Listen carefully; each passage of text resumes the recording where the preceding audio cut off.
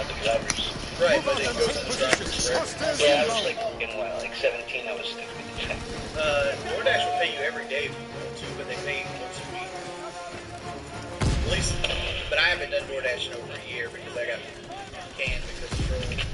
Probably gonna stream this for like another hour or so, and then we'll probably get off and do the Ethan search and destroy stream.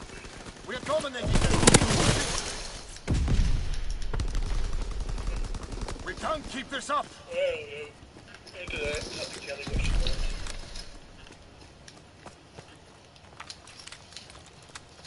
I've been on a Subway sandwich kick. Not like Subway the restaurant, but like an actual Subway sandwich. Yeah. Can't push this man.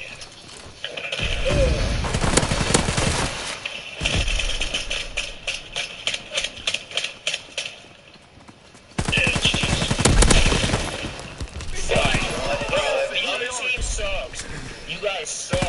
You guys suck. You can't say that when you're 9 and 23. Just find a place to post up. I mean, like literally, put a shotgun in your hand, sit in the corner, you'll do better. Hey, facts, though. You can't say facts, dog. Like you go negative every game. What you mean? Just because I see people do it, I know how to play that style. I just don't want to. It's facts. Just because I don't do it, don't mean it's not. Let's look at the positives here. He did better than Matt Killa, who went 1-17. Hey, bro, you just lagged out really bad. What you said? How much you think you DoorDash, bro? Probably like $3-4. Do you have like a formula? Me, what I do is $1 a mile. No, it's Depending on like the restaurant 7 miles away, I tip $7. Recon air. Oh, no, that's good. That's good because you gotta probably save for how. Because like technically I drive 14 miles. Dude, he's sitting there. Camping. Yeah. Dude, I just We're breaking their back. Feel good.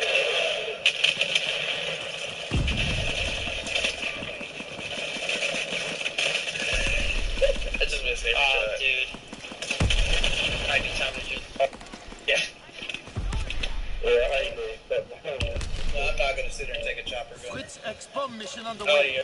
yeah. Oh, Shirtless, come on now. Like Expo's a guaranteed loss if you Oh, really? Why you keep talking shit, though? Because you go negative 20 every game.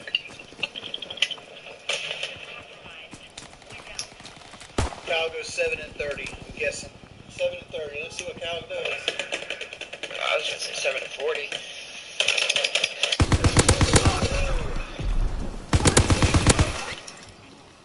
Dog, first off, I didn't play multiple lines. I didn't play one line of sight. I was back and forth, back and forth. And I went 22 and 7. That means I had like a plus 14, plus 15 toward the win. Right? I just couldn't out-kill how fast Kyle was dying. I'm also doing challenges, which is another thing. Even a sniper holographic, you still need to be set up for it. Like, you just can't rush around with it, especially with my slow aim down sight. I wasn't up for aim down sight. Fuck. That's a bad sign. Yep. You got to play that. Bad side pimpin'.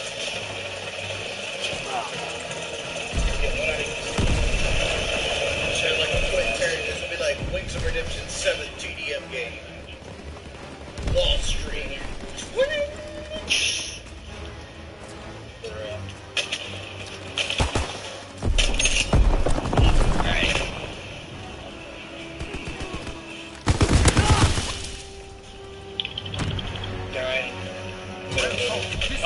Fucking God.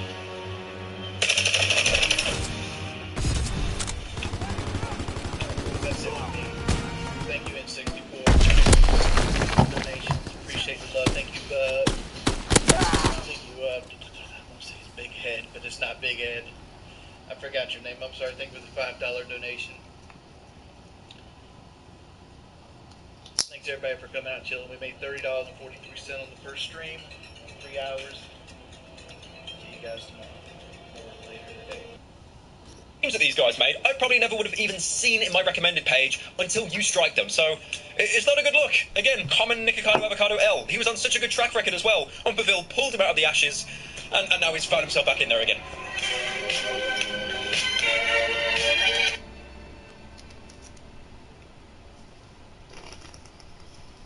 All I gotta say, dude, you better watch out, Nicky boy. You better watch out, bitch. You better watch out, motherfucker. Coming after you, bitch. You're gonna be done.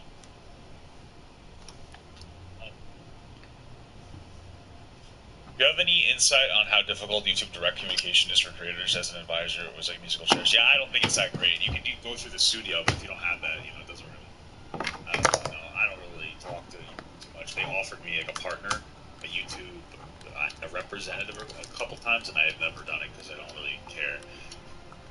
Hey, what's up, Linda? How you doing? Feeling rough from the surgery? Well, hopefully you're feeling a little better every day. I love Undertime Slopper. What else can I say? I love Undertime Slopper.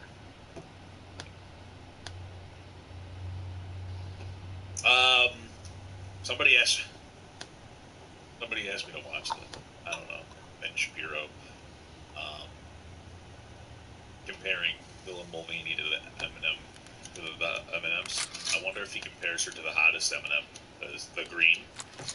Although it looks like they got some other lady M&Ms here. Okay. Move up. Eliminate the enemy. The status quo. That's weird, but Remember your training. In the stupidest news of the day, corporate America has basically decided that they're going to woke signal every so often and hope that conservatives don't get upset. This is the way that it works. So, if you look at market studies, what they tend to show is that left-wingers buy based on their perception of how a brand acts. Now, they don't actually buy based on their perception of how a brand acts in terms of it being left-wing. So long as a corporation is just not openly right-wing, they assume that it's left-wing. But if a corporation ever is perceived as right-wing in any way, this means that the left boycotts it. There have been Harvard Business School studies showing just this. Meanwhile, conservatives, they just buy whatever they think is the best product, and they don't seem to care too much about it. I mean, listen, I don't know what he's and it's literally so meaningless I'm not going to even look into it. But what I will say is that conservatives lost their minds over, like, Disney doing a gay kiss. So, maybe this isn't necessarily true. I don't know. Who actually produces the product? You have an asymmetrical warfare that is being played against corporations. Corporations virtue signal to the left, knowing the right is not going to boycott them or stop eating them. Well, then maybe the right should start be more proactive. Products or whatever. And the right doesn't have enough alternative products yet. You do in some areas, like Jeremy's razors, right? You don't actually have to give your money to Harry's or Gillette. You can give it to somebody who doesn't hate your guts. Well, conservatives don't shave anyway. Look at me. Ben shaves, and he crimps, and he crumps, and he gets his eyebrows done. Ben goes to the mall, and he circulates to all the mall boutiques. And he looks fabulous, let's be real, but that's the kind of the truth. Okay, but in many areas, there are no real alternatives that have been provided. And so what happens, these corporations, seeking to re-enshrine in the left-wing mind that they are their allies, they just do stupid, woke virtue signaling for no apparent reason. And it is high-level troll. It is them doing something, then proclaiming that they're virtuous. And then when you point out that what they're doing is stupid, they're like, why are you even noticing we're doing it in the first place? So the best example of this lately is M&M is now going to release an all-female M&M's candy package for a limited time to honor women who are flipping the status quo. The company announced the Feminist Forward. Are they going to give any of that money to like a feminist organization or something? What is an all-female M&M? They're just colored M&Ms. Well, I didn't mean colored like that, but that's weird. They don't candy wrappers on Thursday, according to Fox at 7 Austin. Ziggy will exclusively display M&M's female characters, the green and brown, and most recently introduced purple M&M. In addition to featuring the 3 female M&M. Well, maybe it should only cost like 80%. Good call. That would be a really good statement. Are they doing anything other than just making them girl anything actually helpful?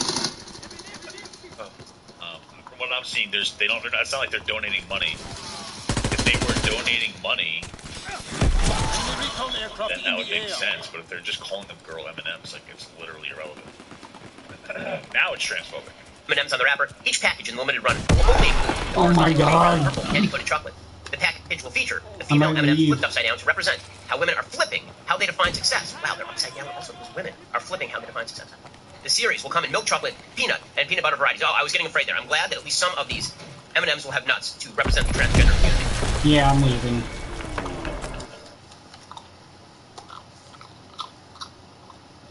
That one got me. That one got me.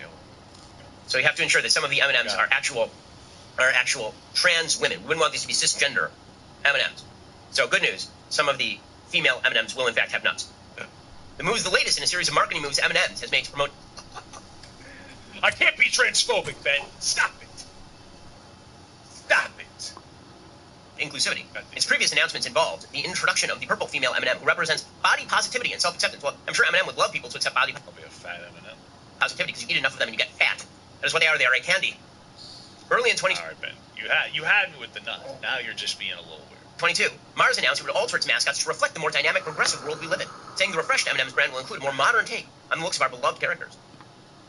So that's exciting. Mars Wrigley North American Chief Marketing Officer Gabrielle Wesley explained the move, quote, women all over the world are flipping how they define success and happiness while challenging the status quo, so we are thrilled to be able to recognize and celebrate them. And who better to help us on that mission than our own powerhouse, spokes candies, green, brown, and purple. So moving. So incredible. So unbelievable. So women, do you feel represented now because of the green, purple, and brown M&Ms on the M&M package that you are guzzling down lonely in your apartment with your wine and your cat? What the fuck? Why is Ben in like goblin mode? Ben is actually in demon time in this video. Alright, fuck this game. This game is broken. How's that going for you? Oh my goodness. Amazing, amazing. But at least you feel represented. That's the important thing. Honestly, I'm mostly just happy because if it's an I wish I could find a different M&M, one instead of basically it that costs fucking 77 cents game, on the that's for dollar of sure. what regular M&Ms cost, Yeah, right? so smart. I'm gonna call out Papa for making a joke using gender pay gap as a punchline when he is serious. He doesn't believe the difference is that stark. It is that stark because women don't work hard. When you factor in women's pathetic work ethic, the pay gap's only like 98%. But you know that's why you have to factor in you lazy fucking women are so lazy. You know, I swear to God, if that map that pops up, oh my fucking Christ. Obviously, it's much smaller when you factor in. Is there literally no other fucking game going on right now than this Also, retarded one? Do not ask the female M&Ms for directions. It's just not going to go particularly well. He's on a Corporate roll. America, man, filled with morons. But He's just on a fucking roll, bro. until there are alternatives, this is what we're going to have to suffer with. So I suppose we're going to have to launch Jeremy's Candy or something to fight with the woke corporate American infrastructure. So stupid. And the way this works is that if I make jokes about this on the show, I talk about this, then the entire left-wing media infrastructure... Advance and take position. Why is he joking about it? Can't he? Why is he taking it so serious? Why? No. Stay no. wary. Pick your Why is he taking shots. it so face tattoo syndrome is a real thing. I've been playing for face tattoo syndrome is where you walk into Starbucks and there's some weird guy with a face tattoo, and you're looking at his face tattoo. It's weird. It's just a big tattoo on his face. He's like, what are you looking at? Like, your face tattoo. That's what I'm looking at. Because you're begging for attention because you put a tattoo on your face. And that's what all these corporations are doing. They're woke signaling, and then when you notice... Sending motor out. Zone and sweep. What's wrong with you? Why are you even caring? Why do you even care? Why are you care? If they just don't answer, why is it only me? You should care more. But you shouldn't care. Oh, it was just Well, again, as I say, the important thing is... Bro! represented by your effort. I swear they're hacking. That's why I don't want to play this game. Zone and sweep. Protect the drop zone.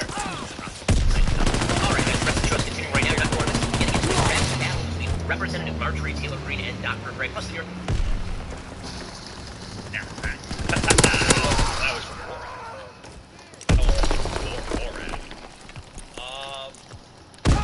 Let's bomb mission underway.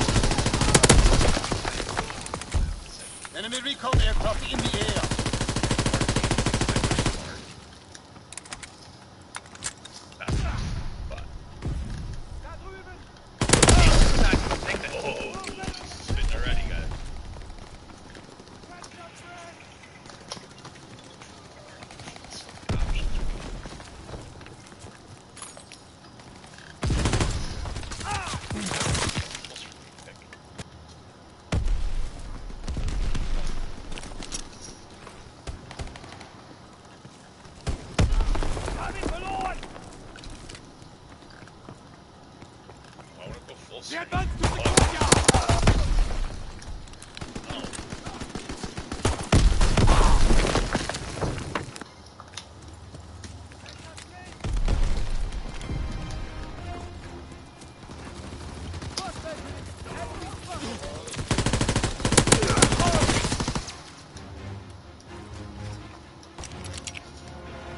Recon airborne.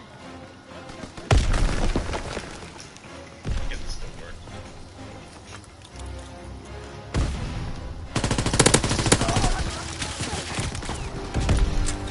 Failure is unacceptable. Fight harder next time.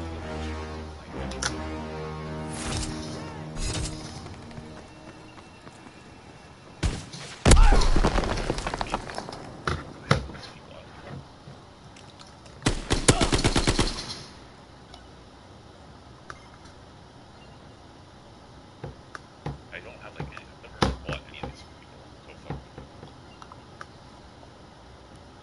Which one is this to? Reach the end.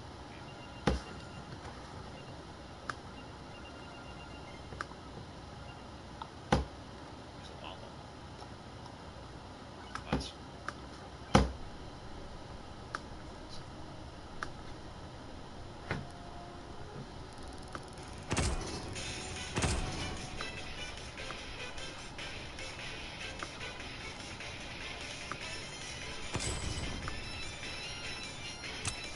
Kind of fire.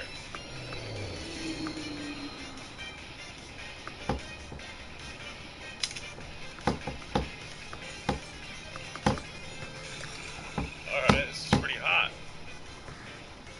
Whatever, dude, just go. Whoa! Actually, this game is fucking... Man, this game is fucking beast mode right now, right? The problem is I wish I could go full screen.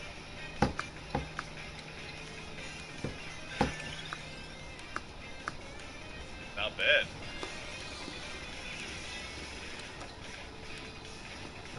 Pretty hot. It's pretty hot, no?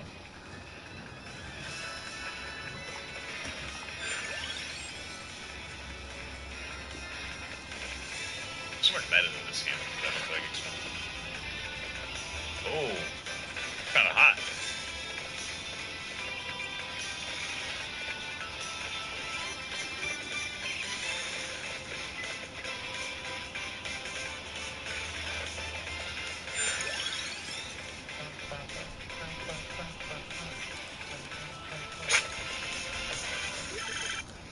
Team deathmatch. Pretty Eliminate good. all Axis forces. Not bad. Thank you for Move the out screen and one. take position. Enemy inbound. Kind of mind numbing. Alright, I got it. You get a fucking item. Yeah, we gotta get that. You gotta get the garlic. You gotta get the garlic, dude. You gotta get the garlic. Alright. I'm gonna go pee and then we're gonna start. We have the I'm momentum. gonna turn the music on after I get back though.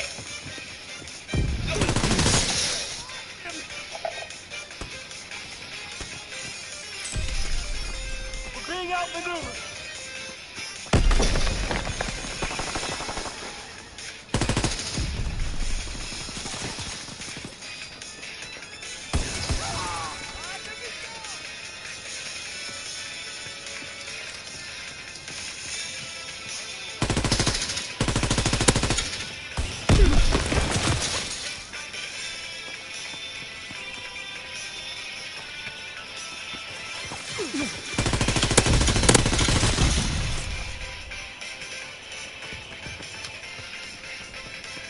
Recon aloft. We have eyes in the sky.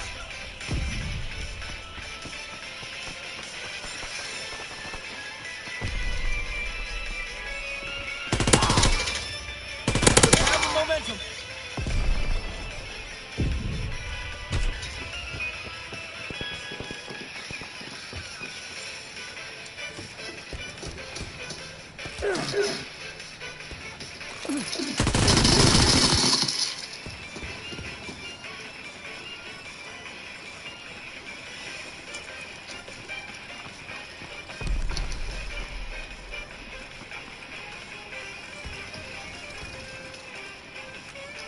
Dropping A's on bomb.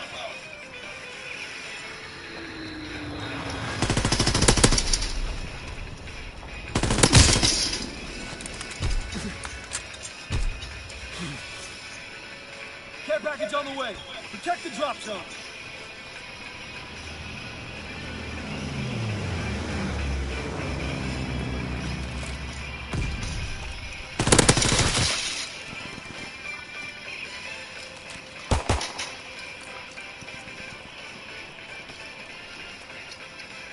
What up, dude? Firing in full effect. Target zone locked. Easily YouTube short and talk out. Like, yeah, that's better. That's probably. Alright, guys. This video is here from Jubilee. It is called "Do Women Really Have It Harder?" Male activist versus anti-feminist. So, male feminist versus whatever. Bunch of stinky nerds all mad at each other. Honestly, I feel like you can't really. Who cares? That, like, just the question alone. I'm interested in the video, but the question alone is like, who cares?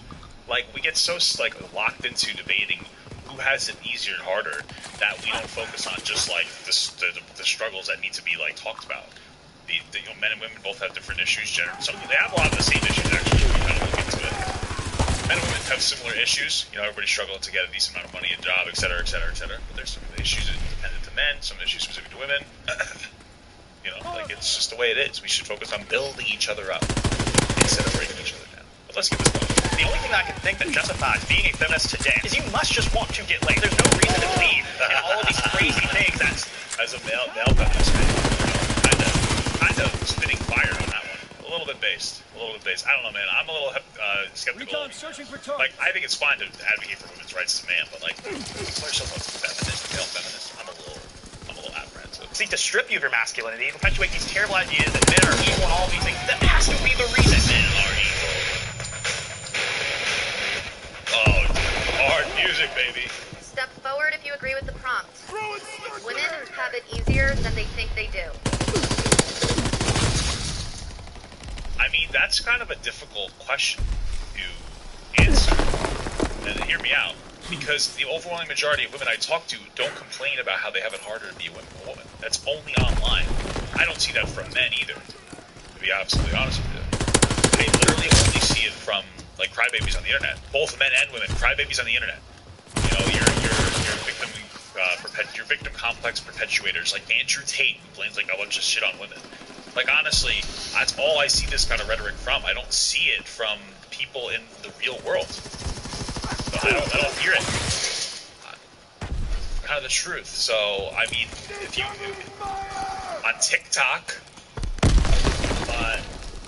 the women on TikTok have it a little easier than they think that they do, because they're, perpetual baby victims that are like 14 years old and have never experienced life. But in the real world, women don't complain about being a woman. So, with feminism, it's kind of brainwashed women to think that they are victims in 99% of cases, and all the disenfranchisement. Like, sure, any group like make you feel like you're more a victim than you actually are. Like, I should have got that. Like, for sure, I understand that. But realistically speaking, like, let's knock it off. Like, modern day feminism is, or excuse me, like, newer feminism seems to be, but like, feminism in general, fundamentally, is not bad. It's not good. That they would claim in like colleges and careers. A lot of these careers are way easier to get into for women than they are for men because they're looking to hire women who are feminine. Way easier, probably not way easier. They have quotas for sure. Just fundamentally speaking, the reason that we created quotas was because like people weren't putting women into work, so we had to create quotas. Like historically, so we had to create quotas so that they would actually put women into specific jobs. And now they're doing it. That's pretty much it. So are there some potential negatives? Sure. Maybe some women that don't deserve the job are getting it, but most of the time, I don't think that, like, most of the time the quota isn't like 50% women in these jobs, I don't think. So it's not really like it's that much easier to get in as a woman. Yeah, like in sports and stuff, they get more property, like kids' rights, all that. Yeah, for sure. Most of the time because women want, like, their kids, like, okay.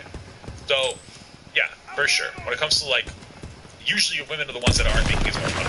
So let's say that you're retired 20 years. Of course, someone's gonna get alimony. But if a guy wasn't working, or if a guy was doing the same role as a traditional woman was, he should get like alimony and shit as well. When it comes to kids, there definitely can be areas where men get the shit end of the stick, for sure. Though generally speaking, women tend to want to be a little more active in the kids' lives than men.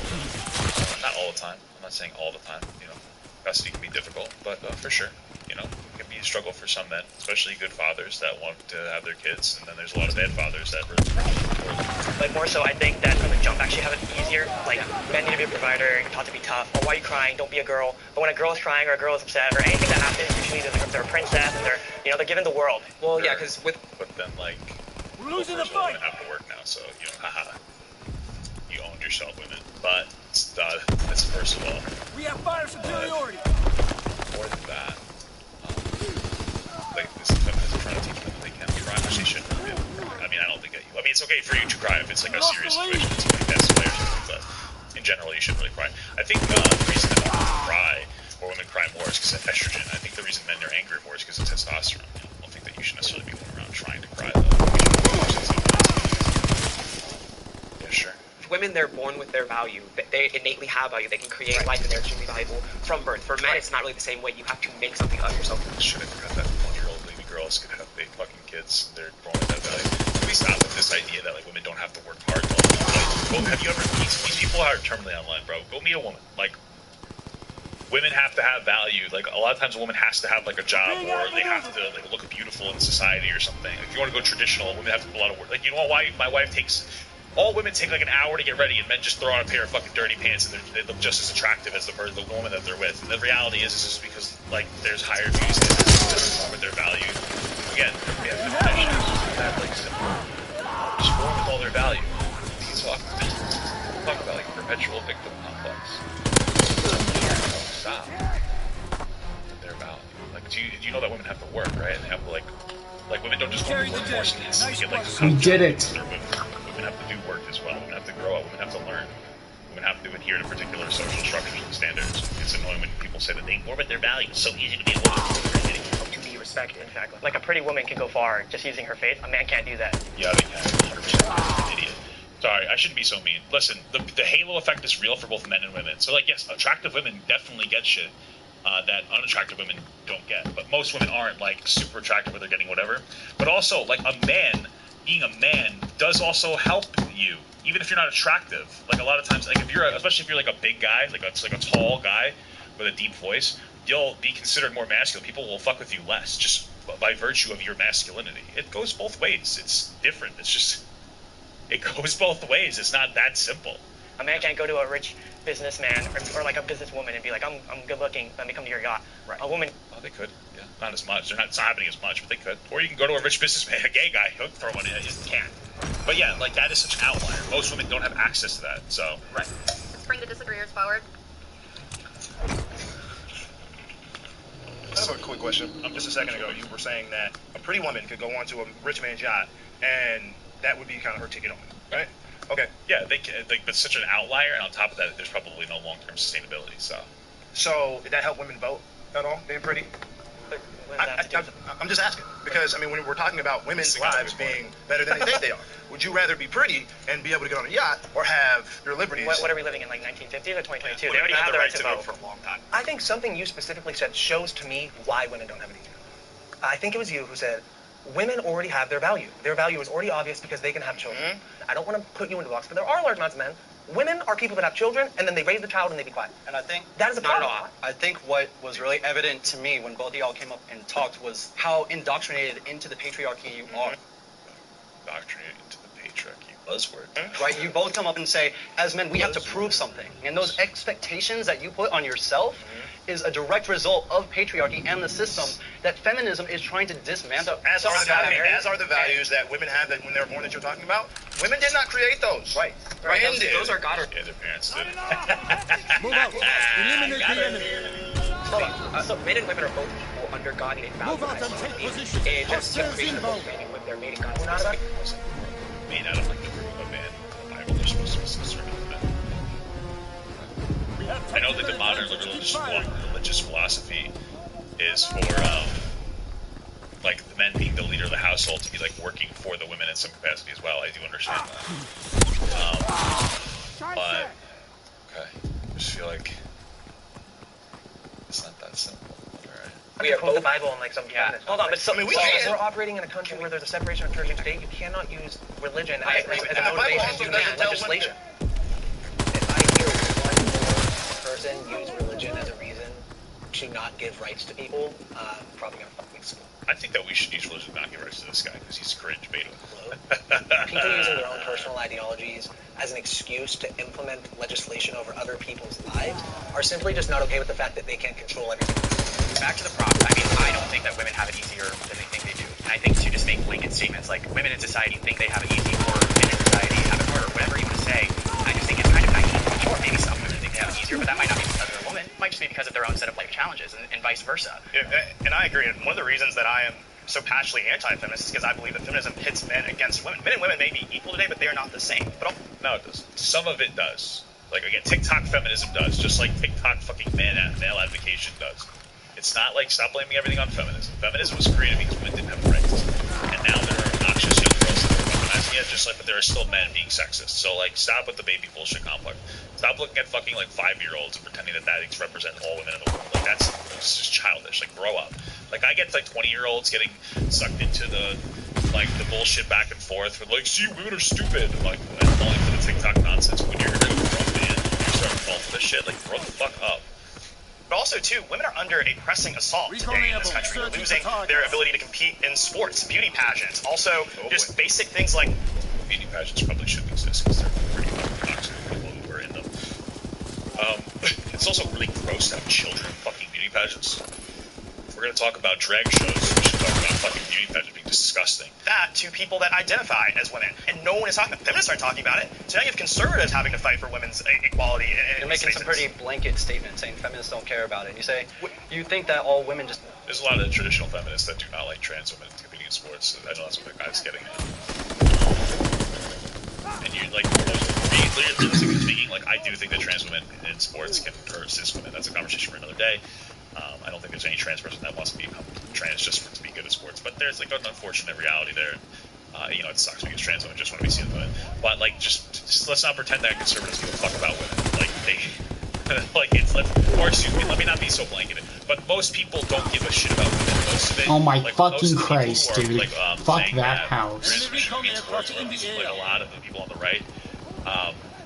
It's just like anti-trans at any, like, they just happen to be right. It's like a you know, a broken clock is right twice a day. You know what I'm saying? It's one of those things.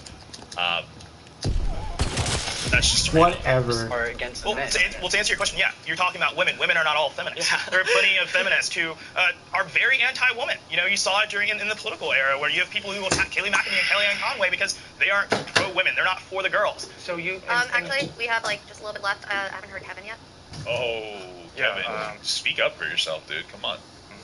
When you talk about the pressures of being a man and having to provide and having to prove your value as a man, I think those are real challenges that men face. That's why, like, women have it harder too, because they are also being impacted by how aggressive men feel like they need to be able to secure the role that they have to play in society. But the reality of today is that because of the systems that we're in, the patriarchy isn't... Well, let's keep in mind that, like, some women will hold up, like, the patriarchy as well. Like, let's just keep that in mind. Like, it's something to keep in mind. Like, men aren't the only ones upholding it. There are women that are upholding it. There are women who will, like, you know, berate a man for not being masculine enough. So let's just be real here, doggies. Negatively impacting not only women, but also men. There's no wrong reason to get an abortion.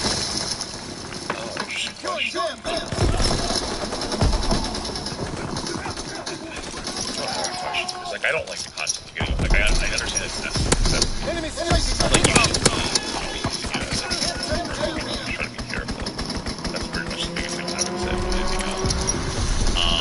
outside of that, like, I guess there isn't. Remember your training. Make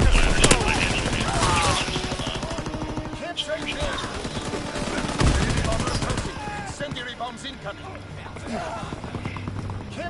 So I'll just center the conversation around the very fact that we're a group of 8 men. The optics of 8 men in a room talking about what women do and don't deserve to get an abortion is a bad look. So, well, just the whole conversation with that women is kind of a silly look. To be honest with you, but sure. Like, for me, from a personal... Be like a mixture of men and women on both sides. From a standpoint, you know... Like, you know, conservative and progressive men and conservative progressive, or feminist men and women, and then like anti-feminist men and women would be a good mixture. I have a girlfriend. There might be some reasons on a personal level where her and I having that conversation together, I might say, oh, I think we should do this, I think we should do that.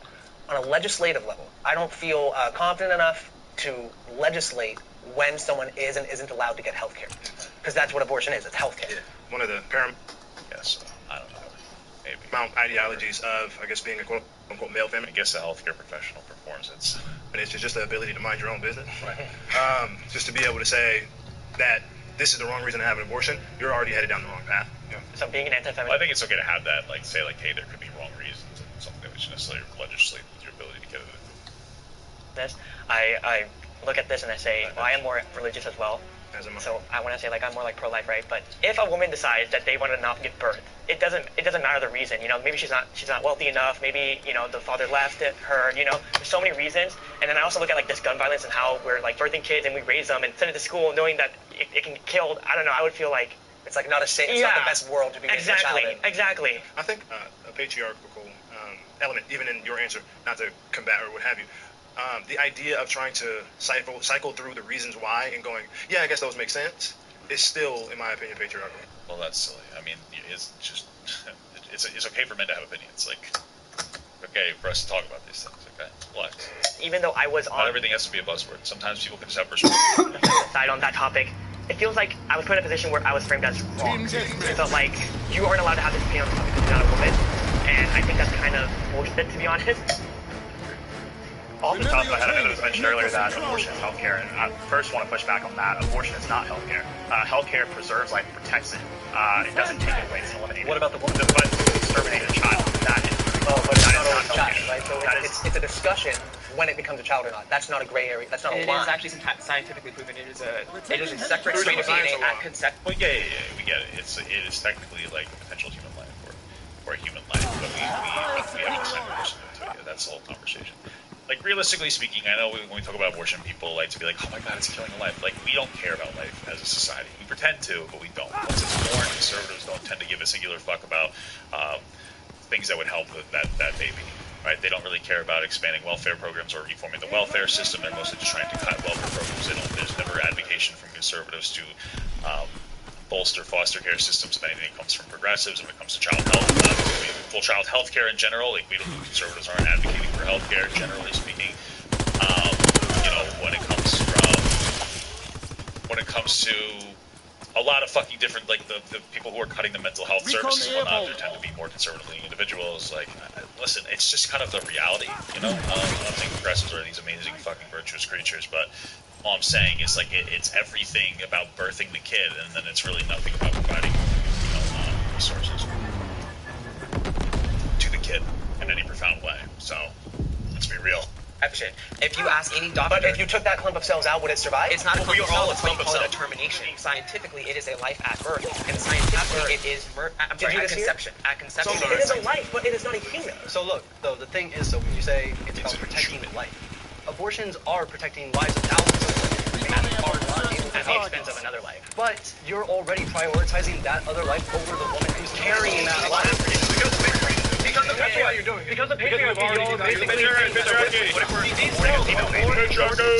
think it's absolutely shameful how flippantly our society has become exterminating and prioritize the life of another woman. Then don't have sex without protection. Really, you don't have Well, I mean, like, most abortions aren't happening because there's a threat to the mother. Like, let's not pretend that is. If that was it, then we would only have like one reinforcements, you know, to protect the life of the mother, or like, you know, the child's gonna die anyway. But okay. Contraception. Well, I don't have a baby. I don't have a baby. Stop absolving women and men of responsibility and treating grown-ass people like they are children. Again, we're not emphasizing any of those things.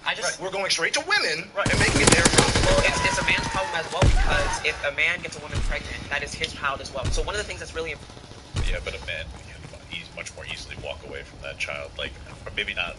Well, you could adopt. You could put the kid up for adoption, but realistically speaking, as that's growing inside of a woman, it becomes a person to that woman much more quickly than it does to a man. It takes like a while for, like, you know, a woman bonds with that child while they're in the starting from conception. A man doesn't bond with the child until it's born.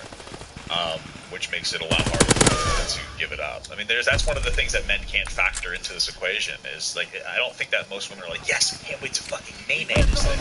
I think that the experience, generally speaking, I don't know if I'd go so far to call it traumatic, but it can be very stressful, not just physically but emotionally to get it. It's not like the easiest choice. It's not like women are going around like, this is fucking awesome, I cannot wait. You know, it's a lot harder than that. I think that like one of the male privileges is not having to acknowledge that or recognize that. Or what abortion does is it puts all of reproductive rights in the hands of women. Both parties. She cannot have a child without a man. Abortion normalizes. What about a trans woman? Women making bad choices. We've kind of given a free pass for people to be a lot more carefree about who they sleep with and not really think twice about the repercussions that may come of it. We have the momentum. A lot of people have different free passes for different things. Why don't we start with Wall Street? I'm not even trying to like fucking meme, but like, we have all this like, oh, fucking women. It's like, okay, what about rich corporations? I'm not trying to be an asshole. If you want to do priorities of lack of accountability, you know, like we gave trillions of dollars to like fucking organizations as they destroy our economy. So maybe we should focus on that. It's a little more important, I think. But again, we're zooming in on a high level on the end result. We're not talking about the systemic issues that cause women to have. Hold on. We're not talking about the lack of resources that make people feel like they cannot sustain a pregnancy or sustain a life.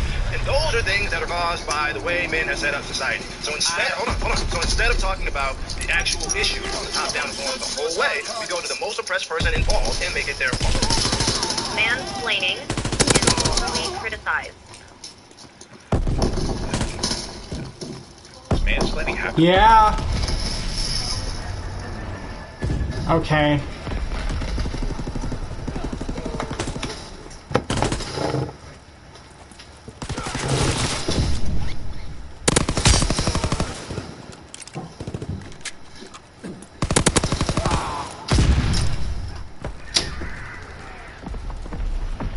Firing primary battery. Target position confirmed. I guess I don't know. So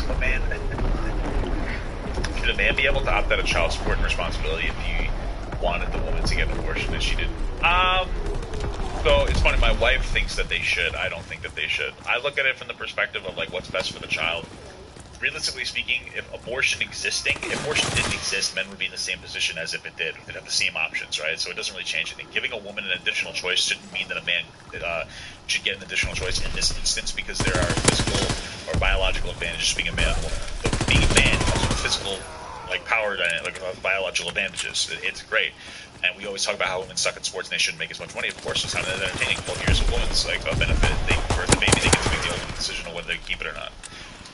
And so, like at the end of the day, I'm more focused on like if that baby's going to be born, how do we support the baby? Is it fair to men in this instance? No, but the other things aren't fair to women. Their literal ability to not fight back, they're strong, isn't fair to women. But we're not going to go around and give like women fucking steroids, and all women get free steroids. You know what I mean? Or all women get free bionical fucking exoskeletons to be able to compete with men. That's just not how we operate in society. If we were to make it so that men could get a child support portion, say, you would need to implement like pretty solid financial safeguards for babies additionally, so that the kid gets the resources it needs to an even greater extent. And that's the way I look at it. So. So much I frequently come across videos online where like a man will respond back to a broad generalization about women, and they'll be like, "Oh, you're just mansplaining it," as if men aren't allowed to have a voice in the conversation. And I think that the term itself, it's just not really defined. And mansplaining is just not real. Yeah. Like it literally is a man explaining something, and these people get angry about it. Like that's the reality of the times in which we live. And well, listen, my understanding, and this is, I'm not a woman, so obviously I'm not going to have to deal with fucking mansplaining, but mansplaining is when, like, a woman is perfectly capable of explaining something or does understand something, and a man still decides to go ahead and explain it. That would be, like, what mansplaining is. Leave me alone! Also, it hurts the ability of men to have conversations with women, because you think, oh, wow, if I explain this issue to her, and I'm going to be accused of mansplaining, or I'm going to be accused of being sexist because I don't think she understands it. That's toxic. And it hurts women, it hurts men, and it's just not a way for us to have a functioning society. And at its core, it's completely hypocritical, because the feminist plight is that women need to have a voice, and they're being told they can't have a voice. And then they turn around and do the exact same thing and say, you're mansplaining me. You shouldn't have a voice about this topic because you're a man. And we're targeted because of our identity, and no one cares about it because we're supposedly in positions of power, so we don't get to be victims. We don't get to say, oh, you should feel bad for us, because we're men, so we don't get to have the luxury of having the benefit of the doubt of society or the media or any of those things, and it's a shame. It's a shame. Right. going to speak about mansplaining from a different perspective because you guys are talking about controversial topics. I'm going to talk about it from just like a day-to-day perspective. In my relationship with my partner, how I try to be really mindful of mansplaining is when she is sharing her struggle. I think a tendency that can be conditioned in me through just how men dominate and want to have to solve problems and all that is I want to jump in and just solve it and try to explain what's happening here and try to question her experience and be like, hey, like, well, what did you think about this? Did you think about that? Well, I see this. That inherently in itself comes off as mansplaining, because what is the counter to mansplaining is actually getting consent from the other person. How do you want to be supported? Do you want me to support you and listen to you, or do you want me to help solve problems? It's also, mansplaining is also not just a man having an opinion. That's not the situation. The idea is when a man interjects an opinion that he either is not fully educated on or does not have the appropriate empathy to be able to talk about. How is that different than a woman doing that? Yeah, exactly. That's my issue. Then feel free when a woman does that to say you're woman-splaining. I don't think that There's a reason that term doesn't exist. Because you're not allowed to do that towards women in society. If you did that, That's how it is. I think the difference is, when if that were to happen to men, it would quiet our voices to be. My wife is a physics and math teacher, and she has the answer to a question in a staff meeting.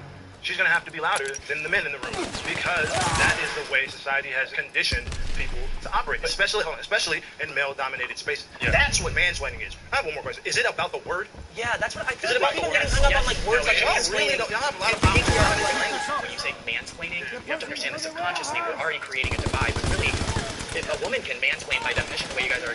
Or there are people who are like just professionals that come on here all the time, like the same people. Enemy recon aircraft in the air. And that's just as wrong as if a man does it. So why is it called mansplaining? Why isn't it just disrespectful? So when your life is not at stake, when you're not being attacked, I think you can focus on like when you're not at risk of being. You live in U.S., dude. Men are attacked every single day. Women are attacked more. But I think from a society. So you see how productive this conversation is when they talk about who has it harder? Like, this is dumb. This doesn't help anybody. These conversations are frankly like they're just orchestrated to like rile up tensions. They don't actually do anything positive. Point. You guys talk a lot about social conditioning and how women feel uncomfortable. But don't you think this narrative that you're saying right now is contributing to that? Telling women that they should be scared when they're in an environment full of men. Telling women that they are oppressed, they are this, they're that. I mean, it could cause anything. It could cause some kind of a victim complex. Sure, possible. Just fundamentally acknowledging. So that's why then messages should be delivered with like, it's good to acknowledge things, but you should acknowledge them to understand them, but like don't create a victim complex. But that doesn't mean that we shouldn't have the conversation. Telling women they're less than. Let me respond to that. They're not telling them that. They're validating the fact that that's the reality. Right. Women should be encouraged to be financially independent of men.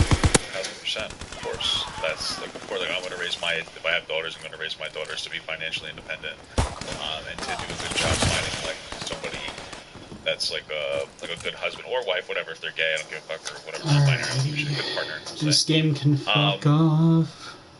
You need to have financial independence. You need to be somebody who knows how to be independent, or you can find somebody to be dependent on. Because like my wife and I, we're very dependent on each other, purely consensually. Like we both are independent people. We don't financially need each other. We only emotionally need each other. And that's why like we have a healthy relationship, because like we're in love. We need to be around each other, but like we're not stuck with each other. There's no like, oh man, I'm only staying with this person because this person doesn't have money, or like I'm only staying with this guy because he has money, or I'm only staying with this girl because I don't think that she has enough money to take care of herself. We've all been there. Some guys have. We don't talk about that. It's true, Women should be able to do that. And that's not even breaking into like the fact that women can be, or anybody who doesn't have, if you don't have the ability to like support yourself, it can also put you in like a weird situation, for sure. So yeah, absolutely, you should be independent. You should be able to have the ability to do so. I think that's right. I believe that men and women are equal. They're just not the same. And I think with that equality comes equal responsibility to be able to provide for yourself. And when I think about what can provide for oppression, if that were to exist, would be this idea that they were tethered to men in their lives. I think if you remove that tethering, then obviously women are free to do whatever they please and exit very bad situations. One of the most unfortunate stories that you hear so often is that so many women are forced to live in very dangerous circumstances because they don't know who's going to provide for their child if they leave. They don't know who's going to provide for them if they leave. And so I think financial independence for anyone is always just a good idea. Yeah, I want to speak about this through a different lens. I think it should be like women should be empowered to be financially independent. Encourage versus empowered takes a different sense of support. Speaking speaking to how men feel the need to provide. Sometimes when a woman makes more than a man, men can feel like they're less of a man because the woman is taking more of like the boss. Sure, and sometimes women will shame men for that as well. Just go both ways. And like provision kind of like role in the household. So I think that it's important to be able to equip women with being able to feel like they are empowered, and that is a feminist thing because it is breaking the gender norms, like what is masculine and what is feminine role. Yeah, I also think it is important though in this conversation to recognize the women that don't want to be financially independent in a marriage.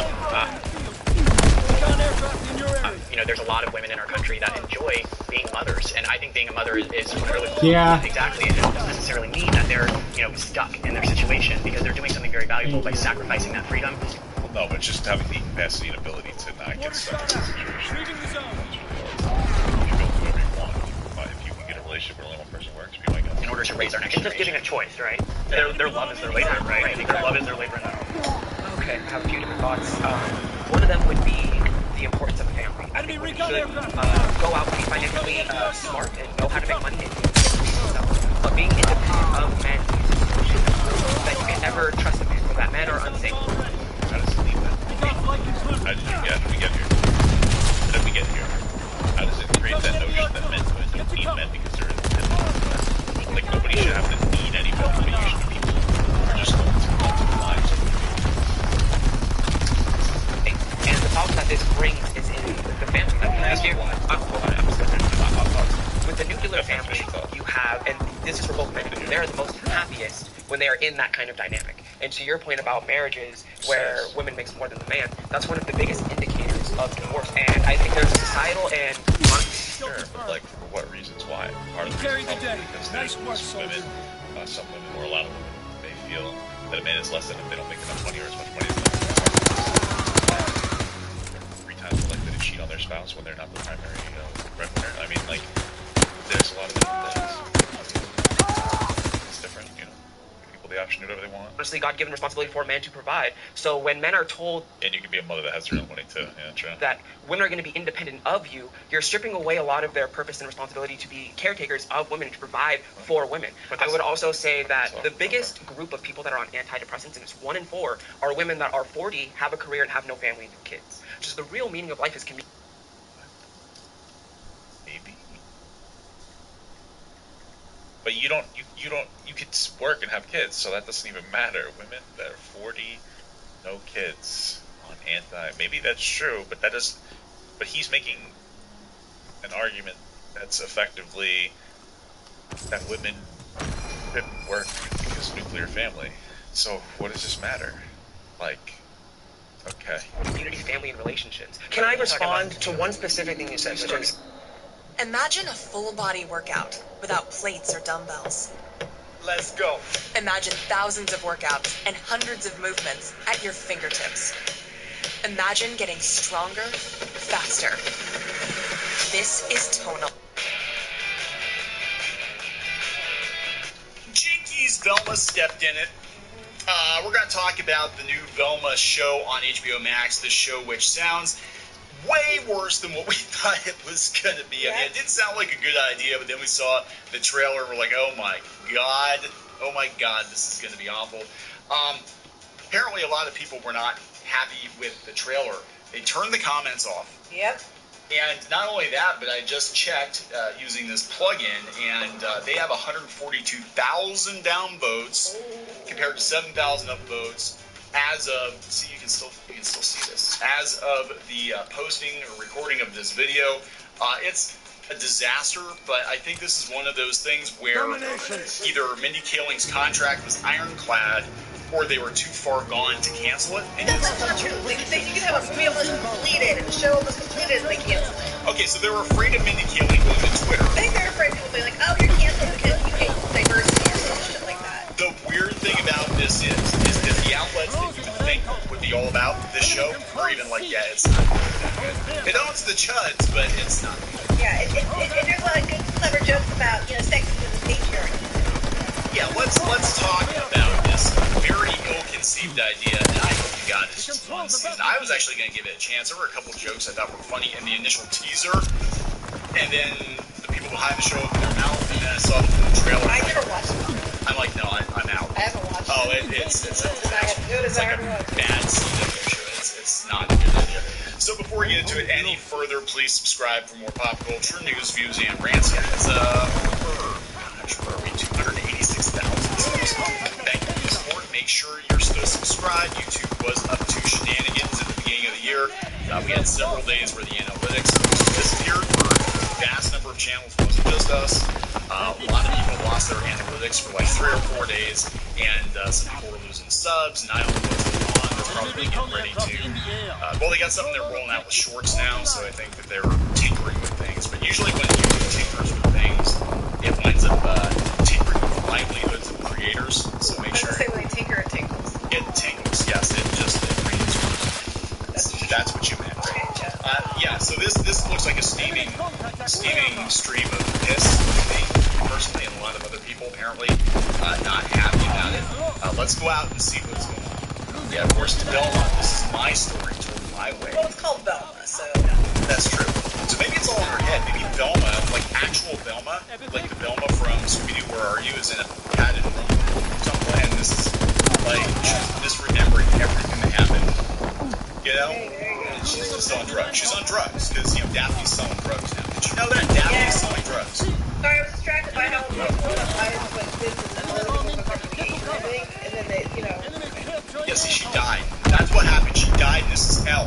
Velma dies and goes to hell in the first episode. No. That'd be heaven for her, hell for everybody else. Hell for everybody else. So anyway, yeah, it's not doing well. On top of just being a really bad idea, apparently it's very sexualized. Comic lover Mari says Velma has nearly 2-minute long scenes of 15-year-old girls naked, fighting each other in suggestive positions, but it's really shaping up to become the next Big Mouth. That's what everybody wanted. Scooby-Doo turned into Big Mouth. Big Mouth has been on for a while, and it's got a certain audience, right? But, yeah, that's not what people are thinking of with Scooby-Doo. This thing is actually going to destroy the Scooby brand. Well, no. If they cancel it, after the first season, it's probably just going to happen eventually. But, I mean, they canceled Scoob 2. That's what I don't understand. They canceled Scoob 2, which was like 98% complete. And a lot of people working on the movie were very angry. They found out that, you know, and again, you said, you know, that they canceled stuff that was almost done, but, like, you're going to tell me that Velma is less brand damaging than Scoob 2? Scoob 2 might have been mediocre. Yeah, but this is much worse. But this is way worse. So how many parents are going to turn on HBO Max and be like, oh, look, it's a new Scooby cartoon. My kid loves Scooby. I'm just going to turn this on and walk away. Well, I know, it's going to be... I'm just saying, like, I can totally see this being a massive buster. I can't wait for the R-rated Coco Melons. Oh my god, you know what the sad thing is? It probably exists. That's going to happen. That's going to be It has already. You know, I'm sure it probably does. I have to go to DeviantArt, Tumblr, and find out. I'm sure there's Coco Melons out there somewhere. I can totally see that happen. But yeah, I mean, this is just like, I just think it's a bad idea. I think it's a terrible idea. I mean, and honestly, the joke of like, oh, Scooby Gang's not squeaky clean, not a big word, Shaggy's on drugs, Velma's gay, It's been done to death so many times. It's been done in so many movies. It's been done in so many ways. I mean, freaking Venture Brothers kind of put up fun and Scooby-Doo and Johnny Quest, and they did it better than this. But Mindy Kaling. So, Mindy Kaling starring as Mindy Kaling. Basically. And her OC's name is Velma. And that's probably why they canceled it, because they're great. But yeah, the ratings aren't great. I mean, I, honest to God, thought that they were going to be fantastic. And, you know, we saw a review on Entertainment Weekly. And the guy who reviewed it on Entertainment Weekly on the last video was like, he freaking I make a dish, Jesus I can fucking make it a business, Christ. Squarespace, where I cook up more success, selling cookbooks, classes, and my very own noodle shop. Because if I can make a dish, why not make the next culinary empire? What does strength mean to you? Some say it's how fast you run a mile. But there are... And love sharing was going on about. Not everybody's perfect. Well, I'm just saying, like, that's the audience I thought they were going for, and he hated it. He's like, it just lands from the thud. It's like it's a try hard and tries too hard. He's like, well, points for diversity, but then he's like, and everything becomes a joke, and everything's just over the top, and it's not good. And he gave it like a C or some C minus. This is coming to this Moco. The vibe in the Velma trailer is 10 years too late. I mean, again, these are the outlets you would think would all be like, finally, Velma is brown. Yeah, and they're just like, that's not enough. Basically, like, it's not enough. It has to be good. What a concept! Oh my god! I mean, if this show were amazing, if this show were great, and look, I haven't seen it yet. These guys have seen it, but I'm looking at that trailer, and I'm like, any morbid curiosity I had, I'm like, right here, I know this opinion that's thrown out immediately. Velma was recently featured in her Fear Glory in an unrelated to the series featured animated film, which was refreshing to me. It was refreshing and pure joy for the character. Because basically, I wanted her to be gay. So, I wanted her to be a lesbian. So that's the person in this character. Yeah, so we're hoping for that without her questioning her sexuality, crushes on friends for the comic, which looks against the fact. Actually, yeah, there are a couple of jokes in the trailer where she's making fun of, she's like Daphne, and then she's looking at Daphne with goo eyes, and they're like, oh, that's awkward. I'm like, oh. Really? Yes, really. I'm like, come on. Come on. So, yeah, so they're not liking it. We got the Mary Sue, which I thought was going to all be like, hey, they like to go to patriarchy against patriarchy. Oh, of course they do. They like it when they dunk on the chuds, but the reality is nobody can defend this show. I mean, that's what gets me. It's like, I'm not seeing much defense in the show. And look, today's 12th. I just want to point this out. We pointed this out before. That was like Kotaku and Polygon and Mary Sue that they supposedly get all these views, but they're not actually getting interaction. Velma is one of the most talked about things in the last couple days. This is the Mary Sue that should have a hot take on Velma. They got 6 comments. Both probably People said it was trash. But, what are the Rotten Tomatoes reviews? I mean, like the audience. The audience ones are not good. Now, this could be really good. But it sounds like right off what the critics are saying. Yeah, cringe, could get past the first 10 minutes of that, jokes and plans to bland attempts at humor. Culture wars aside, this is made by people who dislike Scooby-Doo. Would have been already one of the bad modern adult shows. There was no need to use the Scooby team in this. All the characters have different personalities than their original counterparts. The only thing similar is their voices. Scooby-Doo. I do a show about Scooby-Doo. It's not.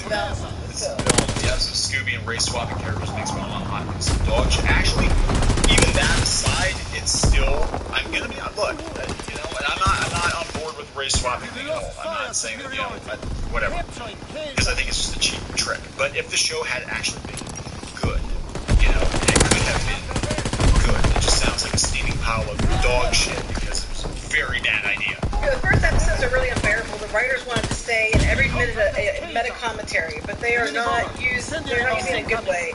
It's just to show off that their characters are better than other shows. Honestly, they stereotype every possible scenario, make cringe shows believing that they look modern and fresh, which is the stereotyping was obvious before this. She's not Velma. They're like just changing the characters for no reason. Yeah. Is there any good ones?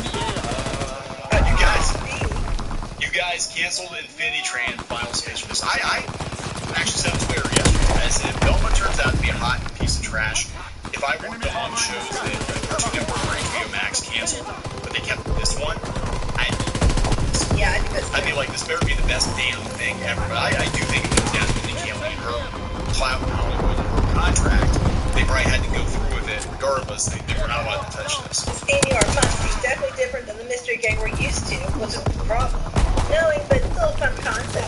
The whole point is to create something new, so if you can't get past that and accept it for reimagining it, it's very different. Okay, so you just hate her because you just part of it about it. Talk about the plot anymore, because this is very generic. Like, this is for the new generation. We get comments like this in our channel. You just don't like it. You're old. It's for the new generation of kids who like the new things. We're Zoomers, man. We're here. You boomers are gonna die. It's like, boomers. We're not even boomers. We have anybody older than 30 is a boomer here. But, you know, we are the ones with the disposable income that buy the shit that keeps the shit on there. Yeah, it just looks like but there's no dog. It's just shit. Oh, yes, right. Absolutely terrible. Not sure who writes for the show. Mindy Kaling. Starring as Mindy Kaling. Wait, did she write it too? Yeah, she's a writer, she's a producer, she's a voice in Velma. She did. Well, she had produced it. Maybe make a career change to a kid show based on Scary Terminator singing Olive Elephant. This show is the definition of too much. It wouldn't have had an issue with character race. However, what they gave us were temporal cringe-inducing fools instead. Not a single character in the show, especially the main characters, are likable to anyone who can grasp the brain with cognitive reasoning. Well, the joke is they're stealing greats. Nothing there shares even a glimpse of the original Scooby-Doo gang other than name recognition. All this can be discovered in one episode, and I will invest no more time in the show. Yeah, you know what that's like? Well, the Princesses of Power.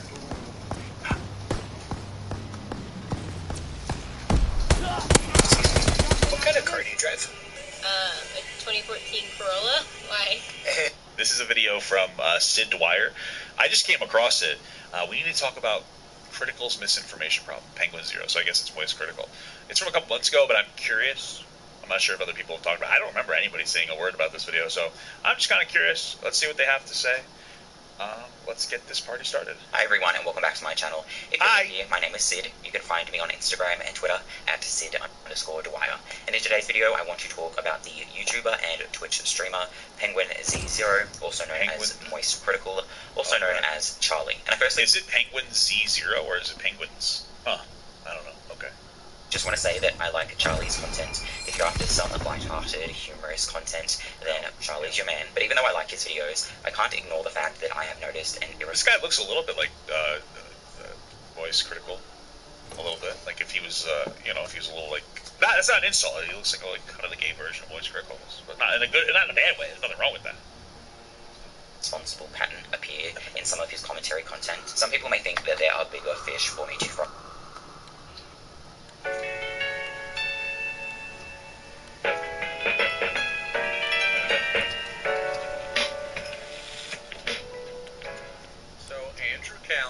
Channel 5. I guess I should have this picture. Let's do that. This guy, from Channel 5, All Gas No Bricks. And the HBO thing that just came out recently often is wearing this kind of thing. Now, I had seen the HBO thing just recently. In fact, I think we showed Rainy and Alex the other day. It was this right here. Came out just literally the other day. It's been around. Did some interesting work in the past, and is, I think, a lefty, though often frames other lefties as wackies. But anyway, allegations come out, and been coming out about this guy for a long time, like years. Allegations coming out about this guy, and it's gone under the radar a lot. Apparently, it's been a thing for a while, and this TikTok came out. I guess I'll show this, and this is the story of that. It again would be some content warning for discussions essay, but it's on here anyway. It says it right there. It's nothing like super hardcore. It's more about coercion. But I want to talk about this because the discourse around this is definitely going to be picked up in your Destiny circles. He's probably already doing it. You're gonna get people. This is gonna be the discourse for a little bit, and the discourse is going to be the following: is coercion sexual assault? So prepare your butts, and this is the discussion. I never in a million years thought that I would be making this video, and I'm shaking because I've tried a couple different times and haven't been able to get my point across. But I don't like seeing abusers. And from the jump, I want everyone to know that this person is just the latest, most popular person. I don't know if they're popular necessarily, but I mean, like, this video has been going around popularly. This is just the latest person to do it. Later on, I'm going to give examples of other people that have very similar stories. So, I mean, this seems very legit, whether you believe this person or not. So, like, in before, any of you people are like, sus, or whatever, because whether you like it or not, lefties are so parasocially attached. I mean, everybody is, but I mean, like, lefties seem to think that they're impervious to the things, and it's, like, really not true, and so there's a contingent of lefties who I don't think are, like, not like they're particularly far left, lefties. You know what I mean? But there's a contingent of these people who are like in denial about this stuff. And so if you're gonna try that stuff, good luck. You don't have to. This is just a reminder that you do not have to engage with that. No one's forcing you to have a take that's bad about this. You can do it. No one's forcing you. Get platforms. And my abuser, Andrew Callahan, also known as All Gas No Breaks, Channel 5, and whatever his new HBO show's called, I forget. Shade Feminist, 38. Has been plastered all over my news feed, and I've tried to come to him person to person and try to get him to take accountability for what he did. His version of what happened the night that he assaulted me is so skewed. So I will tell you that he did eventually get consent. And that's the main point, is that he eventually got consent because he wore me down. He told me he needed a place to stay for the night. He had some sort of falling out with one of his crew members. So this is where a lot of people stop, right? He did eventually get consent, and then the fuckboy in somebody who's like, I like this guy, I don't want him to be a guy I don't like, so that's all I need to hear. He eventually got consent. Case closed. Stick around.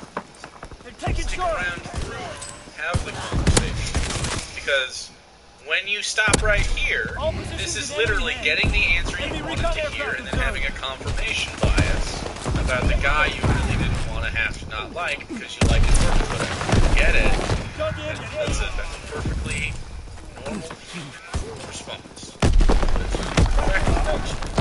Just cheer it up. Or whatever, and I was very clear about the fact that we are not hooking up. He gets in my bed and wears me down to the point where I eventually do agree to do things that I wasn't proud of. And I wasn't proud of them and thought it was my fault for so long that I continued to be nice to him after the situation. He wouldn't leave my house the next morning. And then as time went on and I processed things, I thought, you know what, just because eventually I said, okay, whatever, because I was trying to just get the whole night over with so that it could be morning so that he could leave, it doesn't discount the fact that I told him no. So, okay. There's more of the shit on the video. We don't have to watch the whole video, get some more detail, but we don't need to for our purposes. I'm not here. The point of this is not like drama bait about the guy, because I don't know the guy, I've never talked to him, I don't know anything about him, I don't care about the drama. The fact is, this is a discussion about consent and coercion, and we can go on and talk about the other stuff, we will. We'll go through this thread and we'll show you some more stuff. But if you have to wear someone down to do anything, that isn't what consent is. You can shoot. There's such a difference between shooting a shot or even shooting multiple shots, because, like, you know, there's situations where it's like teasing to talk to each other. There's a flirtation going on, and that's the vibe. This is a pattern of behavior, not just this guy, but people in general. This is a tactic. This is a conscious effort because it works. You just, you know, you do it in a way. You co-opt language. You say certain things to people. And I'm saying broad because, like, not only do I not want to teach anybody how to do it, but, like, it has many faces. There's not, like, one way to fucking manipulate somebody. There's not, like, tried and true method, no matter how much pickup artists would like you to, so they can sell you their fucking private access content. If someone doesn't want to do something and they say no, it doesn't have to. And like, I don't, from my perspective, it's really hard. I didn't really grow up in the fuckboy culture. I grew up in jock culture, which is a very different thing.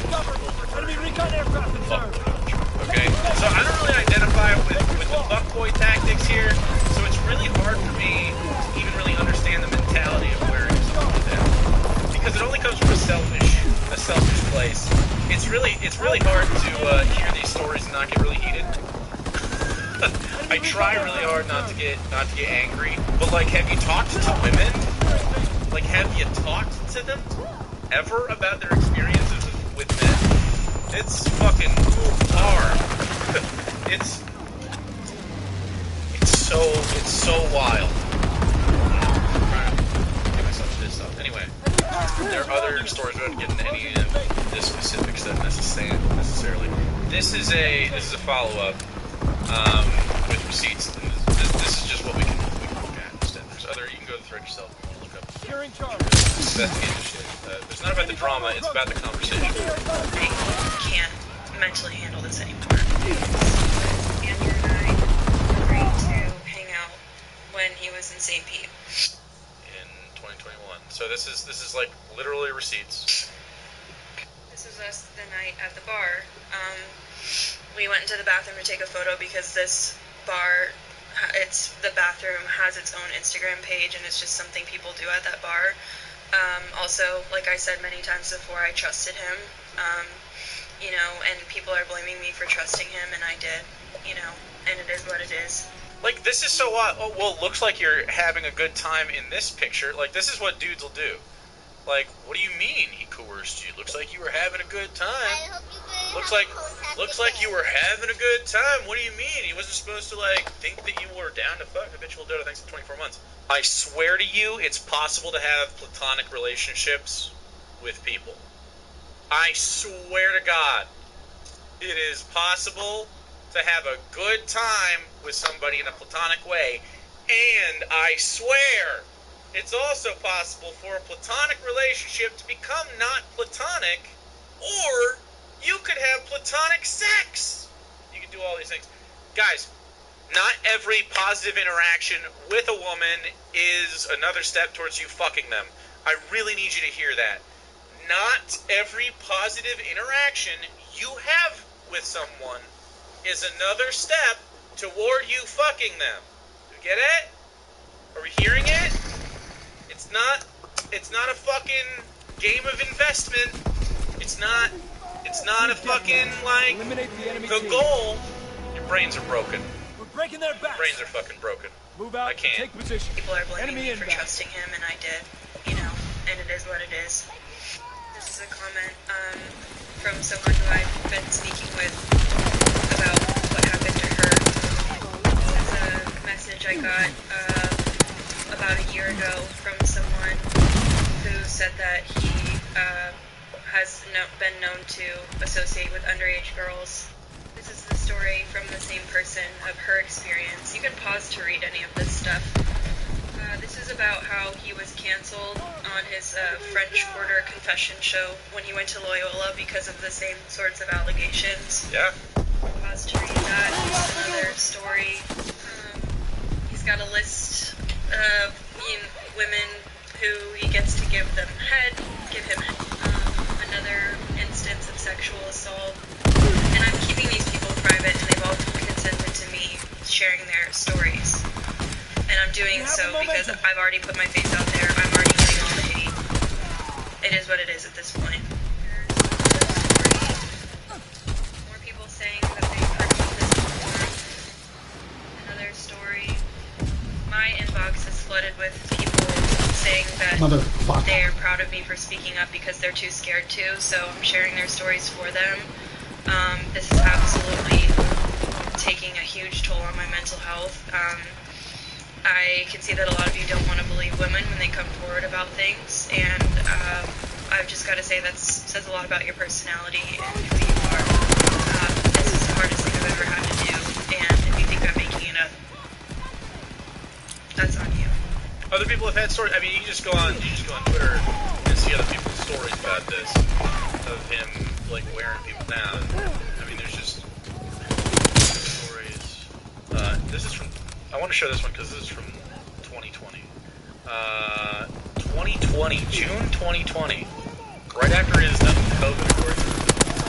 It's recent. Context of last post hung out with at Augusto Briggs, which is Andrew, last night. He was in Nashville and he was trying so hard to fuck my girlfriend. Made it clear she said no, manipulate ass Parker using his platform. He goes to sleep with him. He's currently touring and living in his RV, so watch out if he comes to your city. I mean, this is just it's not like a big expose, it's just a fucking part of the story, dude. Look at this. At 4:29 a.m. Look, this is just obviously genuine.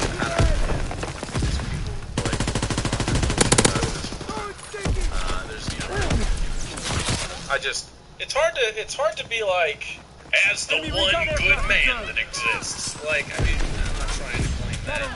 I do think I'm a pretty good guy, but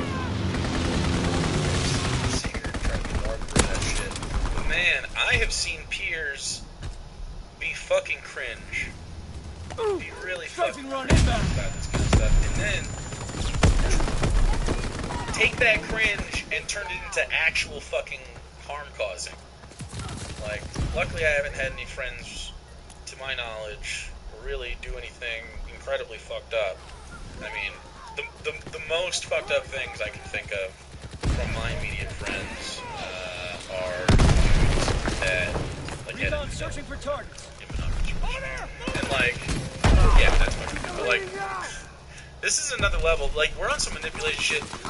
This isn't the only guy that does this. Lots of people do it, and they use their platforms and stuff to try to manipulate people. I've always tried to be really careful about that. My interactions with people are platonic in nature on purpose. If, like, there's such a difference between, like, flirting is also, can be a platonic act. Papo Chief, a head pass, actually 18 months! I guess in my perspective, I don't see anything inherently sexual insofar as, like it involves sexuality, but it doesn't involve, eventually we fuck. Sharing a mutual attraction to one another. And then sort of talking about that, or flirting a little bit. I don't find that, and this is just me, I don't find that to be, like, an in? I guess it's like, okay, that's good to know, that's nice, I'm glad that we socially have that. That says to me that, like, we're just communicating mutual attraction. It doesn't mean we're fucking at all. It means that we are, okay, we're sharing an adult interaction. And, like, especially when you start to get, at least in my generation, to the age where I'm at, when people flirt, I mean, people are pretty just open about it. People are just like, it's a very consensual back and forth. I don't know if I have a sweet spot or if I've just been lucky with people and their communication style. I don't know, man. It just seems so weird to me and really fucking scary that there are groups of people, including girls, that think if you get worn down, that is consent.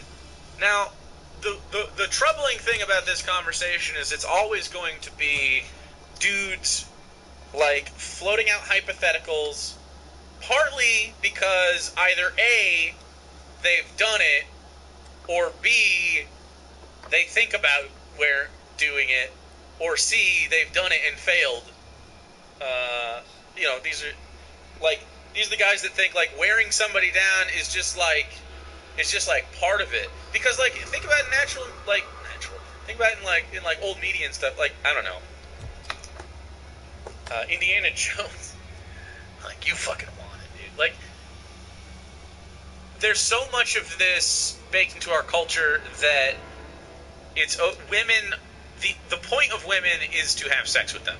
Is a lot of what's driven home about men. Think of, like, coming of age movies.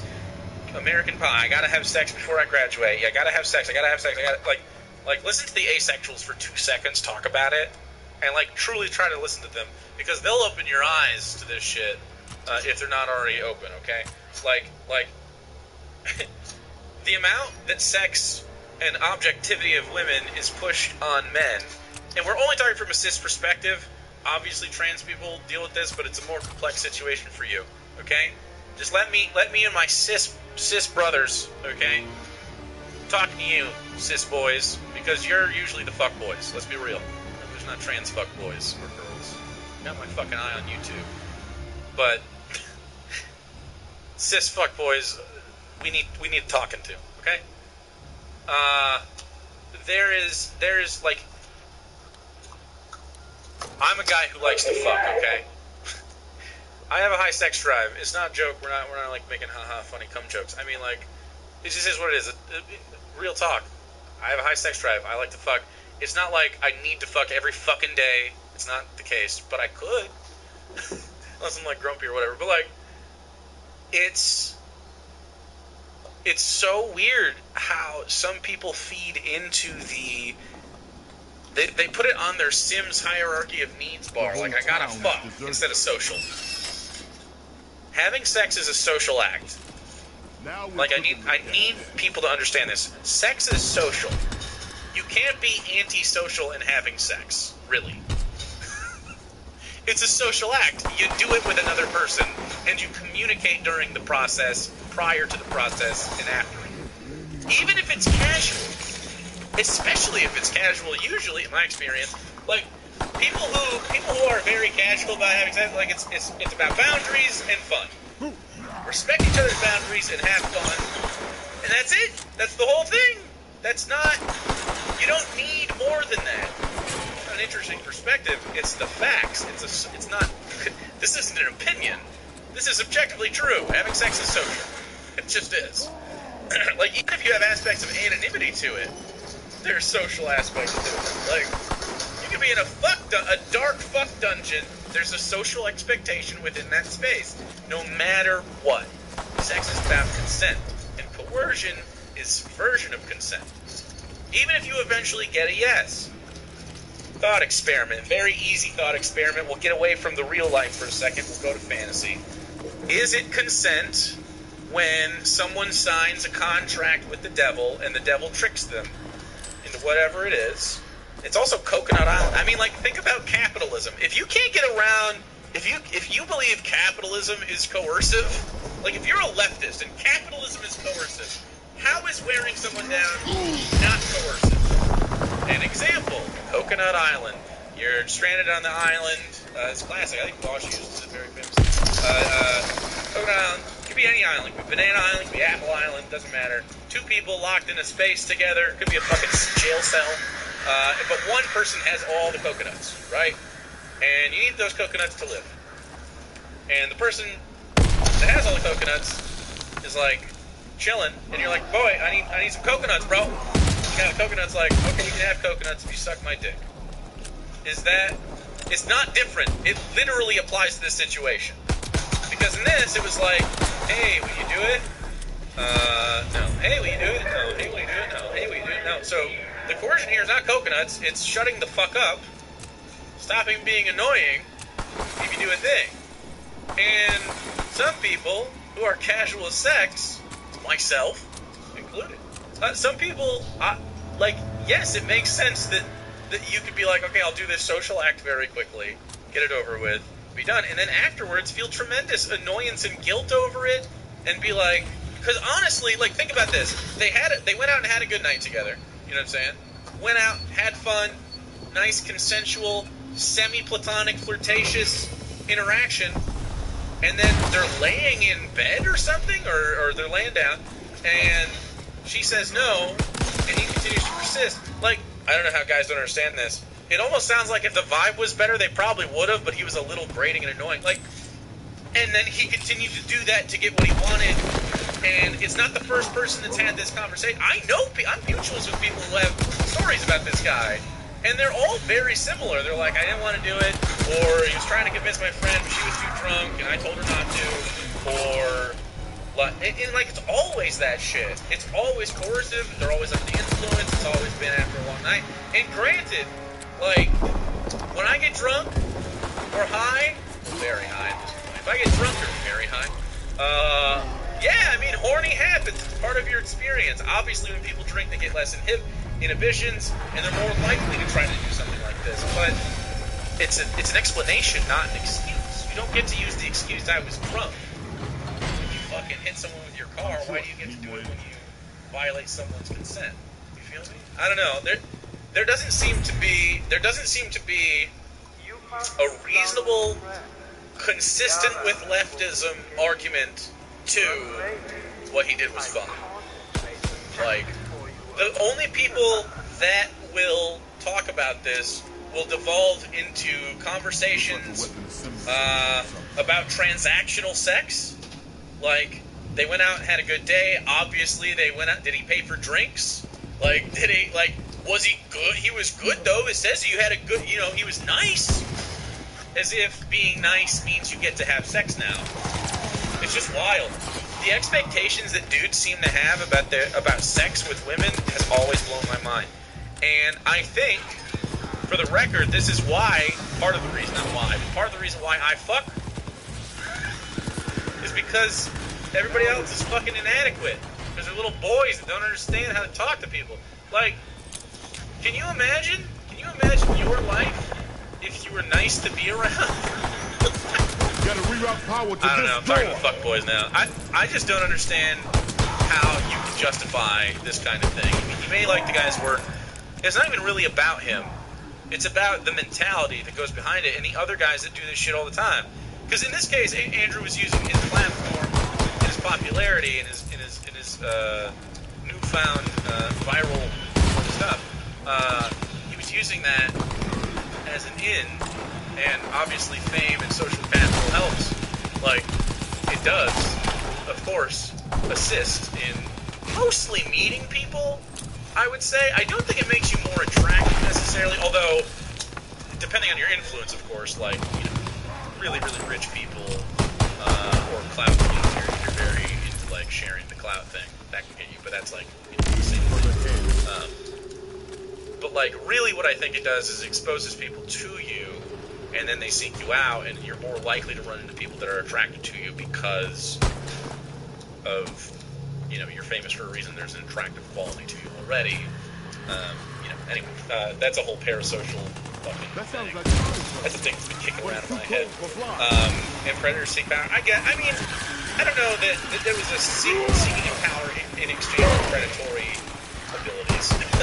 Like, I'm not going to say that the nefarious goal of doing the online show was to get the girls, but, like, it's definitely a perk of being popular is that more people will pay attention to you, and the more people pay attention to you, the more likely you're going to find someone in that crowd of people. Like, you're just socializing with more people, more likely you're going to run across someone with DTF, you know what I'm saying?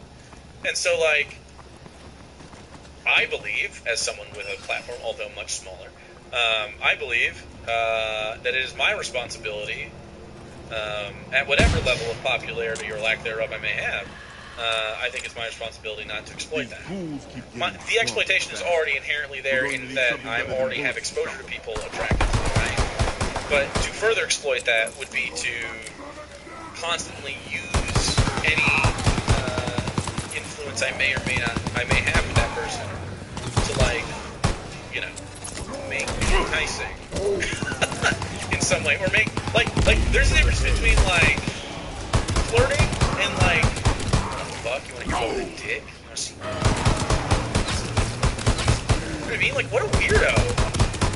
What a weird, I don't know, it's just odd. I can't get my head around this kind of stuff. Like, I can't. It seems to pervade the society. Women will tell you stories all the time of, like, especially their early sexual experiences. Just ask any woman that you, like, appreciate opinion of, and you care deeply about, and then it will piss you off if someone did something bad to them. Go ahead and ask them questions about their experiences with male sexuality, as it's aimed toward them, and gain a little perspective. Because, like, obviously, as a guy, while I have people attracted to me, and, you know, relationships happen and whatever, people are not. Women are pussies. Hear me out. Women are pussies. They don't like, when it comes to this kind. They don't like to shoot their shot. Some do, absolutely. But women are socialized to sort of wait for that to happen. Just kidding. Shit. But really, it's true, right? Like, guys are supposed to shoot the shot, whatever, and so it's a little different. Guys think that because we're expected to shoot shots, that shots include, like, shots of their dick. Like, no, brother. Like, in my opinion, every relationship is platonic, and that's how it should be. It is. I mean, it just is. It's not like how it should be. Men fuck this up a lot. I mean, it's not just men that fuck this up, but it's really men that fuck this up a lot. You know, you're with a, you know, ladies. You ever had a friend and they just, like, they get feelings? Sarah's had to deal with this in the past her whole life. You know, you have a friend and you gotta deal with a little crush. This happens in general to people, irrespective of their genders, but it really happens to women, cis women. You grow up a cis woman? Sure, definitely. Like, the odds of that happening skyrockets. Everybody can experience this. But damn, I promise you, relationships, please hear me out. platonic relationships can happen. They're good, and sometimes, without you trying, platonic relationships become nothing. And that's good too. It's okay. Have no expectations going. And like the only time you get to have expectations going into a relationship is like the hookup apps. Like that's what we're here for. We're here to hook up. It's whatever. That's fucking fine. Like if you pre-negotiated that, that's consent anyway. But like I'm saying, like people are like, oh, I don't want to talk to people. I haven't had no one will love me. I need to find a girlfriend. I need to find a wife. I need to do, a lot of these people are very pressed about stuff, especially the guys who are pressed about that. The opposite of the fuckboy, which is, it's not really the opposite of the fuckboy. It's the fuckboys who don't fuck. Fuckboys who don't fuck have this problem, specifically, usually. Obviously, it's not all. Fuckboys that don't fuck have this problem. And it's like, and that was the discourse prior to this, right? We had the, a lot of the problem there is that they don't treat humans correctly. I mean, they just don't. They treat them transactionally. They treat them, it's not just limited to fuckboys or boys, but, I mean, you treat human beings like, you are to be my fuckboy, or my fuckmate, you are to be my friend, you are here for me to talk at. Like, it's a lot of wild stuff, man. It's a lot of wild stuff. You better be pure. Yeah, I guess we go into the Dave shit, but it's not just that. It's like, it's not even into the involuntary celibacy aspect. Not even, you don't even have to quite get to that point. Some people act like this outside of that ideology, you know what I mean? Where they don't understand what human relationships really are. Like a lot of people have relationships at people instead of with them. Sheesh. Mixed signals. Mixed signals don't have anything to do with consent. Consent mixed signals. It's not okay. Green light. Yeah, I think that's a part of it too. Like guys will definitely see a woman being nice as like. No, not necessarily. No. Any more than when you're nice, you're interested. Unless that's how you fucking act, which is odd. Being nice is not. Flirting does not necessarily mean someone wants to fuck, guys. I really can't stress that enough. Flirting is absolutely a thing you can do without desiring to have sex with somebody. It can lead there, but everybody seems so pressed about this kind of shit. It's really odd to me. Dudes are weird. Not just dudes, but dudes are weird. I've slept platonically in beds with people. I mean, it's not that big a deal. It's not, your bed is not an inherently sexual place. That's you putting that on the situation. I absolutely have had platonic, not necessarily cuddles, but slept in the same bed platonically. I've had sex with people and then platonically slept together. Huh? How about that?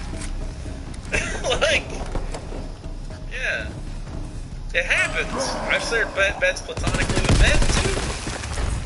Sometimes we would come home, we worked at McDonald's together, me and my buddy Dave, and my house was closer, and we would have to go into work the same shift the next day, and we would just hang out, play video games, and we were poor, I only had to put one bed. He would sleep at the other end, I would sleep on my end, we'd fucking sleep in the bed together, man. Just bros being bros, yeah.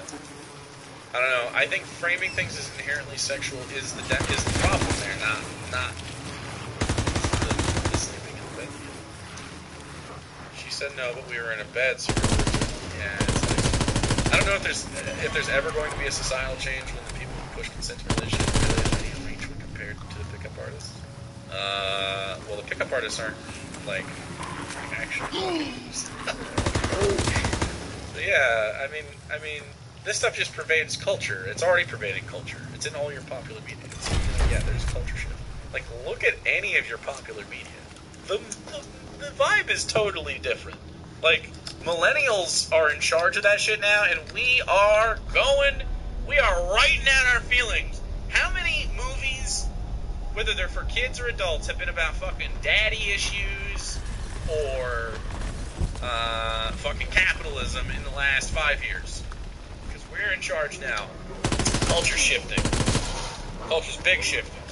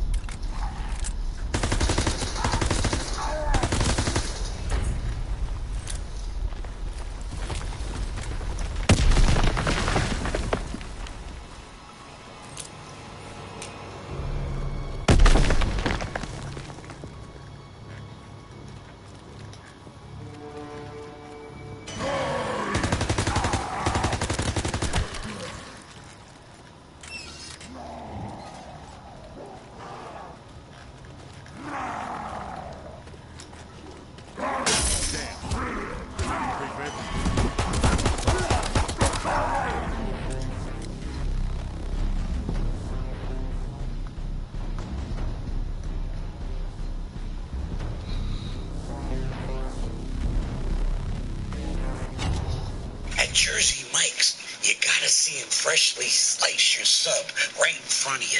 Look at that turkey. Look at that provolone. Yep, there's some things you just gotta see. Like those lovebirds over there. Or this guy, pulling off business and casual. Bizasual. Or me, about to steal half of this guy's... Listen, I wanted to start the show today to just acknowledge these Andrew Callaghan allegations.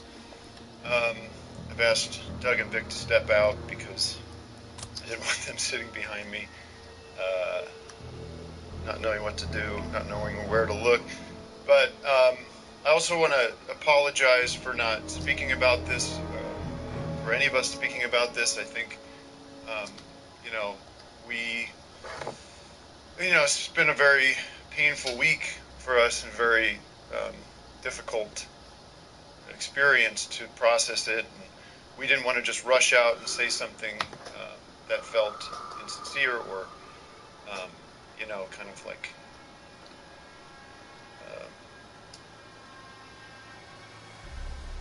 crisis person told us what to say kind of thing.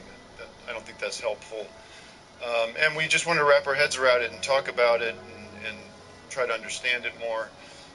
But of course, we're aware of the allegations. We take them very seriously. And it's just been very sad and just, disappointing, to say the least. I just want to clarify a couple things. We, have no professional relationship with Andrew at this time and have no plans going forward to have any relationship with him. Our role with him is we produce the film that a lot of you guys have seen. There's been a little confusion about the Channel 5 name. That's Andrew's name, Channel 5. It has nothing to do with Eric and I's Channel 5 name. It was a bit of confusion for us as well. But we did produce the movie, and I feel terrible that this film now has these allegations tied to it because some very good people worked very hard on it. But it's just a movie, and I want to say that we believe these women that came forward and of course totally condemn the type of behavior that Andrew's being accused of. And I believe that's up to Andrew to address these allegations and do so openly and honestly. And I really hope he does, do that as soon as possible. And that's really all I have to say about it right now. We're not going to talk about it during the show. That's why we start with the opening. Vic and Doug aren't here. We're going to try to, as Vic said, put these negative thoughts, acknowledge them, and try to have fun and know that this is something that Andrew has to address. I just also finally want to say, I have a daughter, and as I read about this stuff and learn about this stuff, it's the last thing in the world that I'd want to have happen is what's been talked about in these allegations. And I have a son, and I want to make sure that as we raise him, my wife and I raise him, that we raise him to understand and respect women and to grow up to be a good and honorable person. And finally, I just wish, peace and love for everybody involved. It's a terrible situation, but it's happening, in real time, and we're trying to process it like everybody else is.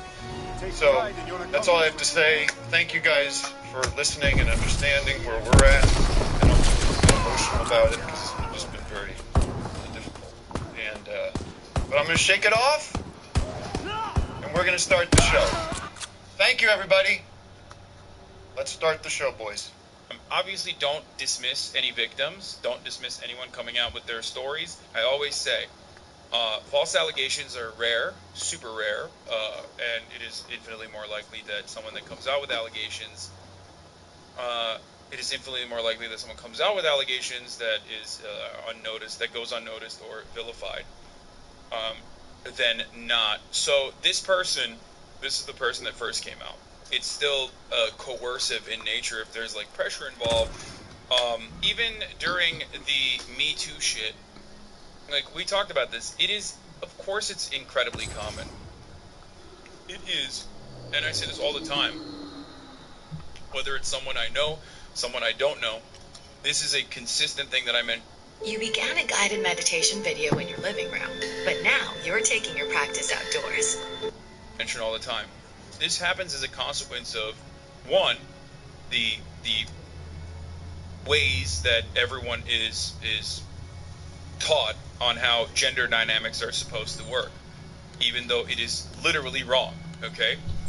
It's a product of the patriarchy, it is social conditioning, and then also on top of that, you pile on the gray nature of interpersonal communication and dynamics, especially in a situation like in a non-platonic romantic situation. All of a sudden, it's basically a powder keg. So whenever I see stuff like this, like I try to be as understanding as possible. But you know, this is not uncommon.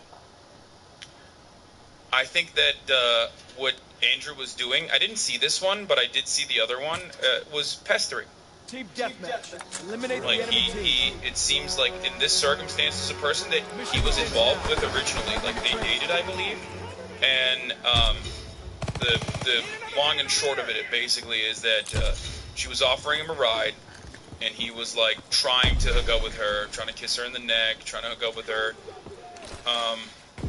and even like went so far as to like pull her hand down his pants. I'll let her explain it. There's no gray area here, man. No, I know. There is not. I'm saying that in normal circumstances, something that otherwise, depending on who the two individuals are, would be a consensual touch, can immediately be unconsensual. This is one of those circumstances where it clearly is not. It is clear cut. Okay? No, I think that there is a case to be made for this being like being assault. And at the very least harassment. It is, I mean, the biggest bummer here is not that like I'm friends with Andrew or I know Andrew, and that you know this that like someone that you like has done things. No, the biggest bummer here is the fact that like these people have been traumatized by these actions. Okay. Like that is the, you know, keep your eyes on the prize, I guess, and be a little bit more understanding. Laughing at me. I think a lot of people like this usually speak up because they fear that what comes out. They usually fear that like this is repeat behavior, and that's the reason why they come out and speak out on things like this. Okay. So they want to prevent this from happening again. It's not like, I know that the immediate alternative is like, oh, this is a person who was scorned, and that's why they're fucking coming out. And even if like one person, even if the original accusation is like that, the other people that are coming out in that situation are offering repeat, offering repetitive patterns, like pestering, legitimately, like regularly pestering. So, first I just wanted to make sure that he told me he was like at a psych ward. He was not doing well and he was having panic attacks and stuff. And I first of all wanted to make sure that he was safe, that he wasn't going to hurt himself, that he was with people that cared about him. Obviously, I don't want him to die. I'm hoping none of y'all think he should die for this, do you? And so I did confirm that he's doing okay. So that was a relief to me. again, I'm not defending him, and I believe those victims 100% since they came out with their videos. So what was I saying? Well, what I was going to say before y'all jumping to conclusions is that he confirmed what they're saying is true. Okay? Y'all fucking, you know what I mean? He confirmed that he knew the girls and that he had encounters with them. So, right out the bat, you know what I mean? He was pretty open, and basically that's what I wanted to hear, right? Like, he confirmed that this stuff basically happened. What do you mean he's gaslighting me? He literally told me it happened. Like, what the fuck?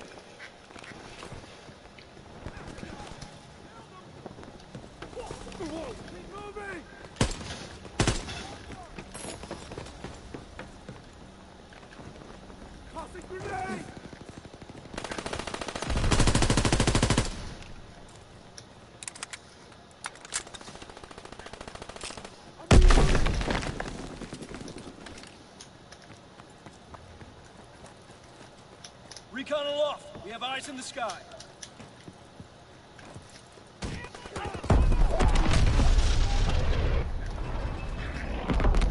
Strafing run inbound.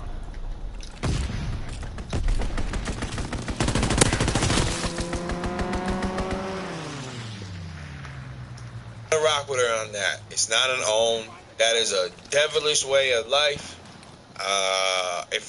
If a person's an active addiction and they are not getting, you don't have to feel bad for them, but it ain't no, like, it's not a life that they would want to live. Let me just say that. That's not a life that you would want to carry on and continue for the rest of your life. So I wouldn't be making a joke about it, like, even if she could be terrible, which sounded like it's gearing up to be, but I would never, like, just attack her for being addicted. That ain't no joke. Family members, I've seen it, I've lived it, bruh. It ain't pretty. And I even would never bring it up on a shot of nobody. So, first, it's no excuse, but I get her when she says the thing, like, that's the devilish shit, to think that that's like, oh, you were an addict, you did this and the third. You can have your opinion on addicts, but it's not like a gotcha, because, like, that life was back when her father passed away, and she's been good ever since. I tried looking more into this, but couldn't find anything concrete at all. Even drink alcohol, I want to say sober, because I know a lot of them trans people look up to me. They shouldn't. You were rocking with a whole squad that didn't even like your people. Is that fucked up? Wait, is that fucked up to say your people? Seems just to be hearsay at most. It seems this was just a rumor and nothing more. Soon after leaving the Communist Party of Canada, she get back into her adult career. Don't even look like her. Communist Party focus to adult content focus. She would tweet out about money struggles during this time and decided to go back into her adult career, making an OnlyFans along with it, where she would do dominatrix work on those willing to partake in said interests. Some of that includes a story involving a guy, $150, and another involving a fart video that she made and posted to many feeds. Said video has a review giving us an idea on what to expect.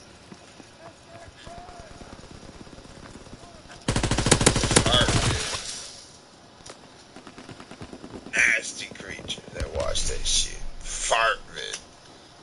The fuck would you want to watch a girl fart for, man? Get out and Jesus, touch a girl. Man. What the fuck would you want to watch her fart, you freak? And so dejected. There are people that do that too. I never. That's weird. Like the fart in the jar shit. The fuck would you want that? Why would you want someone shit air in a jar? Like, what are you gonna do with it? During this time, he even had a new podcast called Declaring about things like being a transgender woman and how she got into dominatrix work. She also seemed to wipe the original Claire Sorrenti Twitter account and reactivate it June 28th for Twitch career purposes, and said account is still up to this day as a backup for her main. During this internet soul search, the Twitter account she made that drummed up a lot of controversy in mid-2021, and an account... Cat girl and cat boy, what the fuck that mean? I don't want to speak that language. That is still talked about to this very day.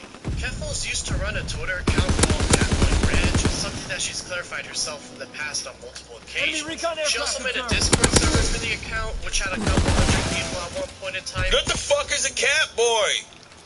And even had some suspect-looking artwork as the server banner. Also posted it on the Twitter page at one point as well. Is that Dora? Mostly just catboy shit posting. There'd be some really weird posts such as this one that gave people weird. Oops, what's it say? Whoa, no, we're not doing that. Whoa. That says, oops, I got one of my cat boys pregnant. This Discord is even 3 weeks old. You have to, okay, I don't give a fuck about that. I got one of my cat boys pregnant. Don't let minors on your Discord. What the fuck is a cat boy?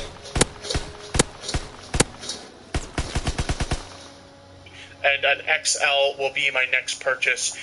We gotta send some donations to Peepaw so he can get himself an XL. Because let me tell you, boy, especially if you get into like the soundboards and stuff like that, having the XLs is so nice. I did add some new sound effects to the board and even brought back some of the classics. So let me get some ones in the chat if you guys want to hear the new sounds that you guys can play with, because a lot of you guys like to call out the sounds during the intro to the stream, and then you guys can like hear the sounds and stuff like that. You know, it's a lot of fun, and it adds a little bit of interactivity to the intro. So let me get some ones in the chat if you guys want to hear some of the new sounds I've added. I've added quite a few, and like I said, I brought back some old classics, but I won't replay those for you guys. We see a lot of ones in the chat. Okay, so I'll go ahead and I'll show you the first one here. We got a salvo soundbite that I got from Tommy C stream, although I will openly admit this one is slightly edited. Okay, I'll tell you what the edit was after I play it. Here we go. I would sexually assault you. Now, originally he said he would sexually assault Bo Blacks, but I found a clip of him saying you, and I kind of like spliced it in. And I think it sounds pretty good. I would sexually assault you. I think it sounds pretty convincing too. I found this of Augie. I found a couple funny Augie ones from the Commentary Age channel. So here's those. Rip off my balls, clap me from the back, cream on my face. Thanks for the money. Oh my god. Thank you. QB made it rain 2 pounds. Almost died playing Toho songs on DDR today. Dude, I haven't played DDR in forever. Back when I was a skinny lad, I used to play lots of DDR. Tips or master editor. I'm actually not that great of an editor, but surprisingly it turned out really well. I would sexually assault you. But yeah, originally he said he would sexually assault Bo Blacks. So we got that Augie one. Here's another Augie one. I'm the dude to squeeze them cheeks. Again, I got that from Commentary Aids. Good one. This was a good one. And I got to give a shout out to NYT Mom in the chat for this one, because this one was her idea. Somebody sent me a clip, because I actually tweeted people, hey, do you have any suggestions for sounds that you'd like to see me add to the soundboard? Alright, that's going to be the stream for today.